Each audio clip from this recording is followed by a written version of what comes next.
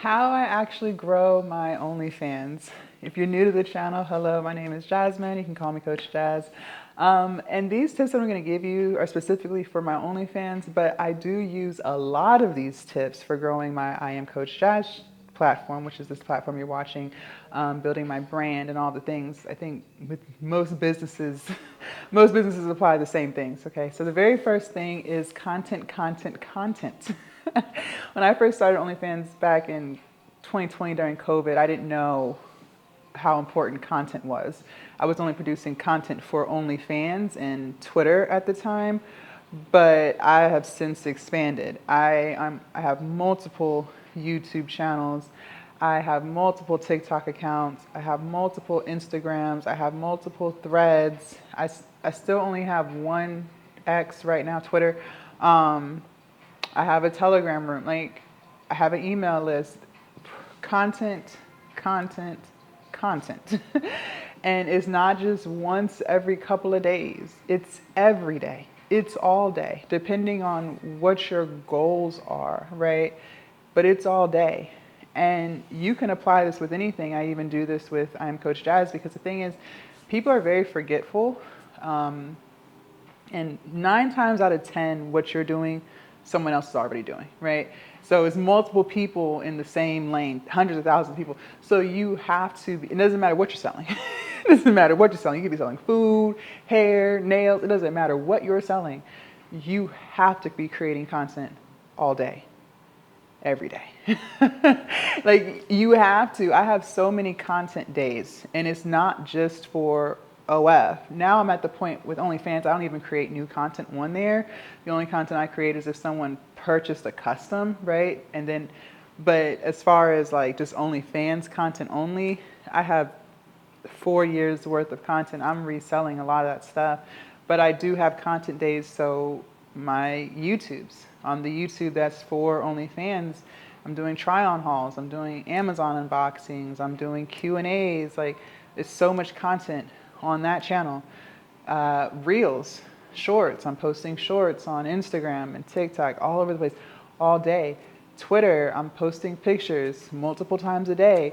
And then even on OnlyFans, you still have to post pictures and, you know, little clips, whatever, on there to keep them engaged. Then it's just so much. It's so much content, and you have to be everywhere multiple times a day. So you have to post.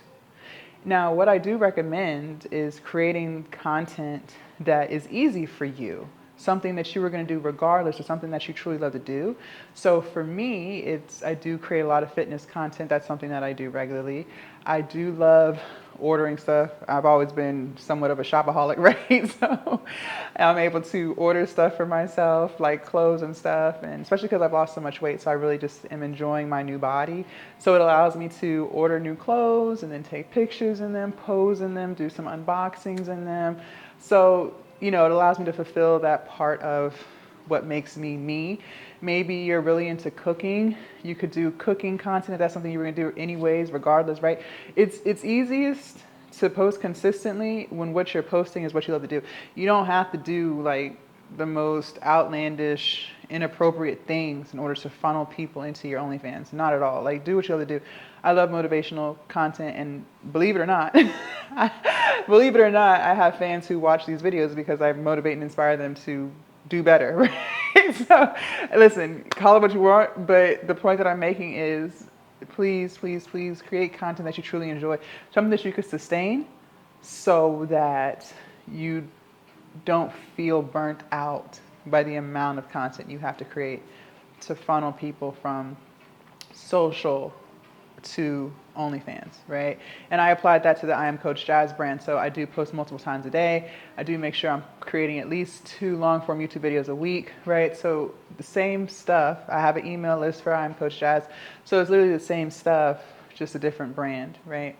Something else that I do to grow my OnlyFans is ads. Ads, ads, ads. Now, I do not do this for I Am Coach Jazz. Everything with this platform, this brand, is organic. But I do spend some money on ads. You are going to have to invest in your business.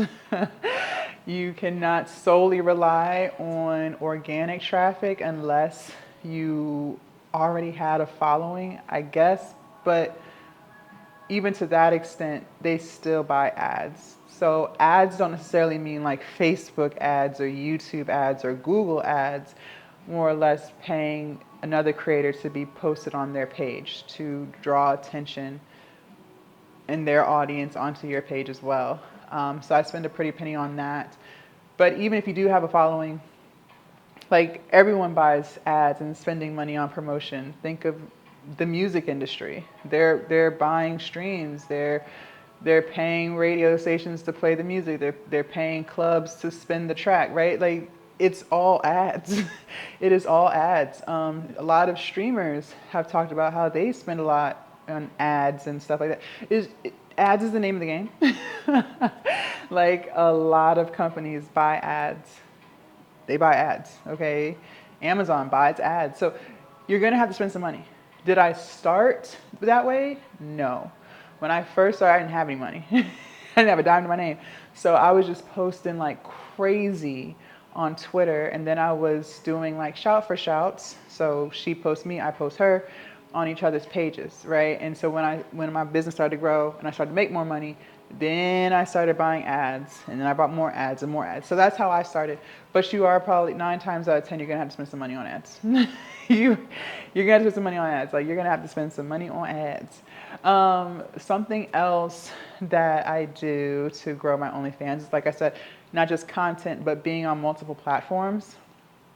From what I wouldn't say that one platform people spend more than another platform, but I will say that most of my fans that I know of, because I ask when they pay for stuff where they come from, most of the fans who do spend a good amount of money come from YouTube and come from Instagram.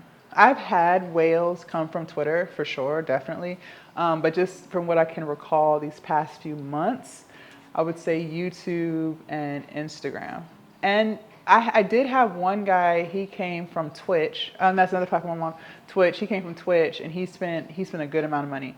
But most of them, I would say YouTube and Instagram, and then maybe Twitter under that, from the people that I've asked. But you do have to be on multiple platforms. And then also to have multiple accounts on that platform. So I have multiple YouTube channels that I post on regularly. I have multiple Instagrams that I post on daily, multiple TikToks, only one Twitter, but be on multiple platforms and then have multiple accounts for those platforms. Now, I also want you guys, you have to lean into something that's special about you too. You have to try to differentiate yourself from other women, right? Like what makes you different? You got to figure that out. Everyone's different, so don't think there's nothing different about you. Everybody's different. You got something. For me, I leaned into being chocolate. My name is I Am Chocolate Mini, right? One of my friends at the time gave me that name. So I lean into my skin complexion. I lean into the fact that I'm 6'3", right? So those are things that I lean into. I also lean into the fact that I love to lift weights. That's why I make the fitness content. So a lot of times guys will subscribe because they found me on YouTube, or they said, oh, I loved watching your gym vlogs, or I love your glute workouts, whatever, whatever, right? But I lean into those things, and then that's how I sell my brand. So you have to figure out what is cool about you, what is quirky about you, right? Maybe it's your personality, my energy, just like you guys enjoy it, they enjoy it too. So, think about what is different about you, and then lean into that. You're more than just hips and booty and tatas, okay? Like, there's something else too. There's something else in there. So figure out what that is. And that's why, going back to point number 1 with making more content, it'll be so much easier for you to make that content because you're leaning into that thing that makes you special. And that's the thing. You can't be on YouTube if you doing crazy stuff, right? You have to figure that out or you won't be able to make YouTube content. You won't be able to be on Instagram for long because they're going to shut your profile down. You're not going to be definitely going to be on TikTok. So you got to figure that out. You got to figure out what it is.